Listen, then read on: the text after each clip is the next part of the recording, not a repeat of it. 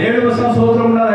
கர்த்தர் வைத்திருக்கிற விசுவாச ஓட்டத்தை நாம் திடமாய் படமாய் பலமாய் இலக்கை அடைய வேண்டும் சொன்னால், கர்த்தர் வைத்திருக்கிற வாக்குத்தத்தத்தை நாம் நிறைவேற நம்ம அதை பெற்றுக்கொள்ள வேண்டும் என்று சொன்னால், நாம் நமக்கு இருக்கிற பாவத்தையும் நமக்கு இருக்கிற பாரத்தையும் தள்ளிவிட்டு ஓட பழகிக்கொள்ள வேண்டும்.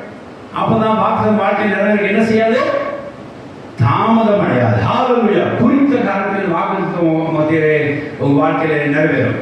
தேவனுடைய ஸ்தோத்திரம் உண்டாக. அதனால வாக்குத்தத்தம் குறித்த காலத்திலே நமக்கு அப்பப்போ நிறைவேற வேண்டும் என்று சொன்னால், நாம் முதல்ல பாவத்தோடு விசுவாச ஓட்டத்திலே ஓடுற பழக்கத்தை விட்டுவிட வேண்டும். பாவத்தை தள்ளிவிட்டு ஓடுற விசுவாச ஓட்டமே நமக்கு ஜெயத்தை தரும். ஆமென். ஹல்லேலூயா. பாவத்தை தள்ளிவிட்டு பாரத்தை தள்ளிவிட்டு ஓடுகிற ஒரு விசுவாச ஓட்டமே இலக்கை அடையும், வாக்குத்தத்தத்தை நிறைவேற செய்யும், தாமதம் பண்ணாது. ஆமென். ஹல்லேலூயா. தேவனுடைய ஸ்தோத்திரம். இந்த காரியத்தை மறந்து கொள்ள வேண்டும். பாருங்க, இந்த காரியத்தை